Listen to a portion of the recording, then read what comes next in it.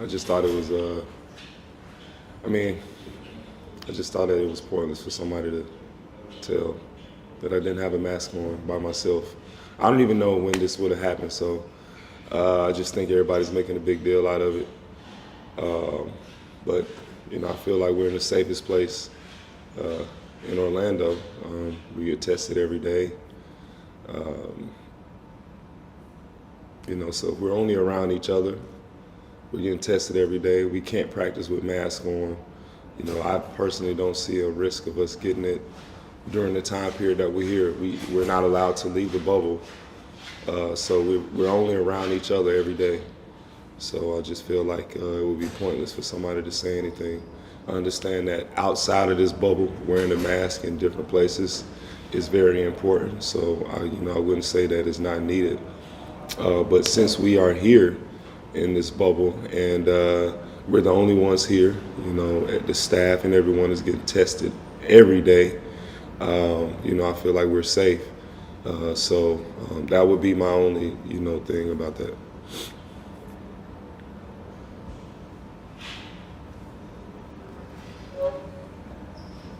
Hey, Dwight, can you hear me? Mm-hmm. Hey, Mike Trudell here. Dwight, just wanted to check in and see how things were with the family, with the kids at home. I know that was part of the focus and what you were talking about in making your decision, and you know how you've been able to kind of stay in touch and keep focused on basketball while still maintaining that connection with the family. Well, you know, I wish that you know, our kids, our families could be here with us. You know, I understand the safety protocol. It's extremely difficult to be here, you know, basically alone without our families and our kids. So that is a difficult part, but we got to stay focused. Can't complain. We got to stay locked in on what the mission is.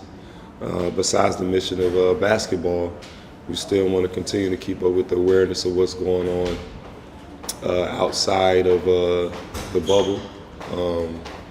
There's things that have been happening that, you know, we still need to discuss. Breonna Taylor and the people who did the heinous incident against her, they're still free. They're out there living their best life. And I think instead of worrying about if I have my mask on or not, I think that's something that we should be discussing. Why haven't these people been brought in? Why haven't they been charged with anything or even arrested, you know, for what they've done? So instead of the topics being about, you know, who's not wearing a mask in the bubble, who was at the DJ party, who wasn't, all these things seem entertaining, but we're not going to forget about what's going on around our world. Those cops, you know, one of the cops just posted a picture of himself at the beach. You know, how could you have a conscience? You killed somebody and you're out at the beach with women. You killed a woman and you're out at the beach with some more women, having a good old time. You know, that's not right. There's families out there mourning, white and black, who've been killed by cops, been killed through different things. And, you know, the topic of discussion is who doesn't have a mask on and people snitching. So let's not forget why we are here. We're going to use our platform to discuss the things that we want to talk about, not the entertainment of mask and who's not wearing it. But I do appreciate people wanting to know.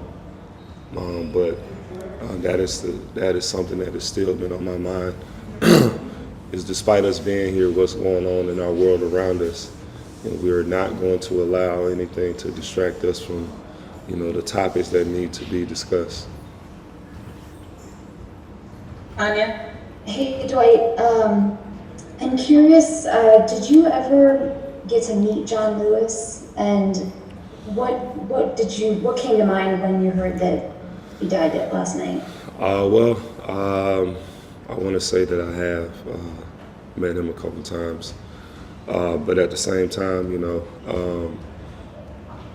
I want to send out my condolences to his family, you know, and everyone who was affected by his loss. There's a time and a place for everything.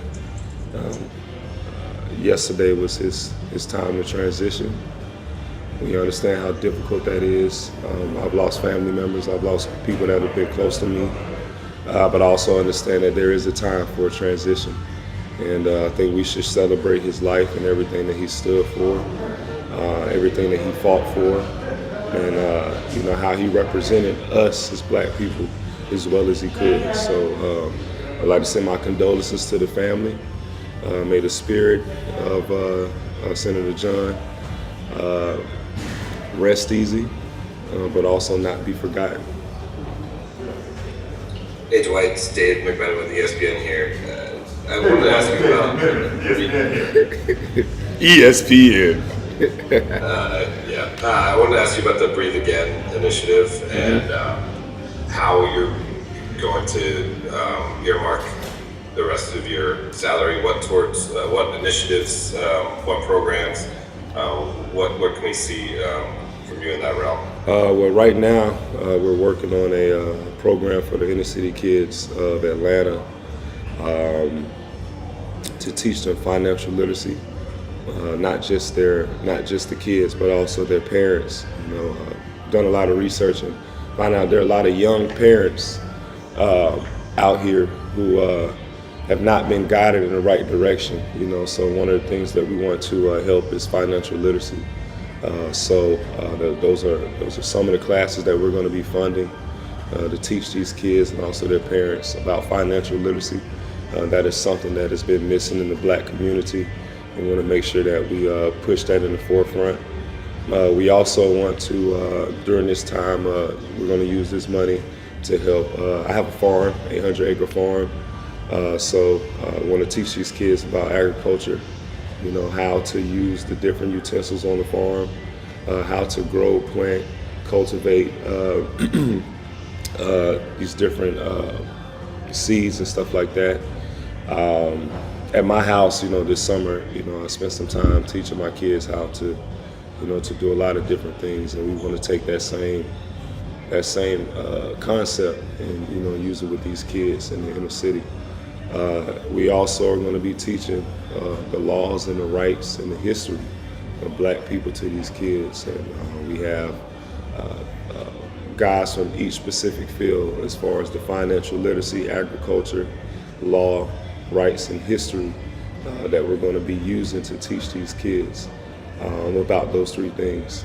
And I think that is a start. You know, one of the reasons why we came up with this idea is because there's been a lot of kids in Atlanta and probably throughout the different cities in America. These black kids are in the streets selling water and Gatorade, you know, trying to make some money so they can live. But they don't know how to keep that money. They don't know how to save their money. They don't know what to do with that money.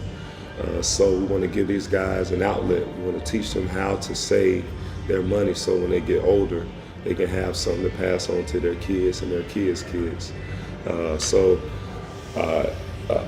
One of the kids that was actually out selling water a couple weeks ago before we got down here for the bubble, he got shot by another one of the kids trying to sell water. And now, you know, a precious life has been taken away with these kids trying to do something positive and not understanding their power, but not understanding how to save money, you know. So I want to take it upon myself and the rest of the guys in our community, and we want to guide these kids in the right direction. Hey Dwight. Ask two questions. Hey Dwight, it's Kyle. I actually have one quick follow-up for Tanya's question. What could you provide insight into your meetings with Representative Lewis, and then? Well, I didn't have any meetings with him. Said I met him a couple times when I was younger, but I didn't have any meetings with him. Okay. And then another question I had was, obviously it was a very difficult decision for you to come to the bubble. Mm-hmm. And there's been some high-profile players who have left in the last couple of days for family reasons.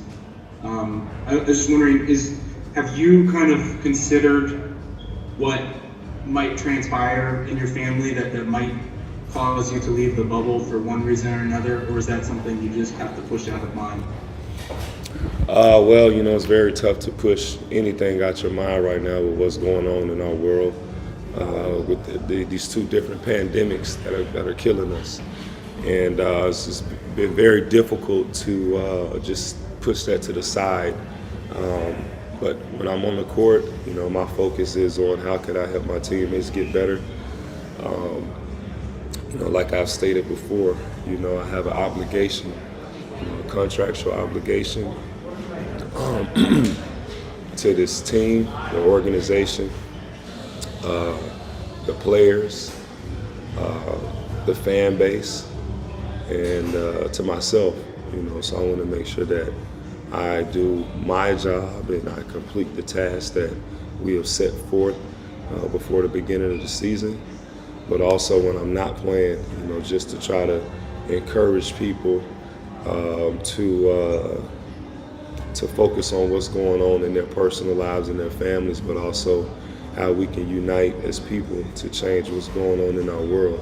So every day, you know, I try to do as much as I can to give people some positive messages, whether that be through Instagram Live, or whether that be for the people that are working here in the bubble, but also giving them some history, some things that they probably would have never thought about or known, you know, because they were not taught in books and stuff like that. So despite being on the court, we want to make sure that we all use the platform that the Most High has given us, which is our voice, and speak out, you know, our truth, and, you know, make sure that we speak positivity into the lives of the people that surround us. You know, a lot of people are paying attention to everything that's going on in the bubble, and with all the negativity that could be running rampant around our world, we want to give them some positive insight and basically some positivity, you know, during this time. So that's what, you know, I've been doing in this bubble to try to keep myself, my teammates in a great place. Last question, Bill. Hey Dwight, it's Bill Warren with The Athletic. Hey, I'm just wondering, you said you met John Lewis when you were younger. Was that when you were a teenager? When did you guys first cross paths, and then? I was a child. Really? My uncle is the district attorney, so I was a child. I'm sorry I don't have a lot of information on Mr. John Lewis right now. Like I said, you know, I want to send my condolences and my prayers and thoughts to the family. And like I said, may his spirit rest in peace, and, you know, his voice and all the things he stood for never be forgotten.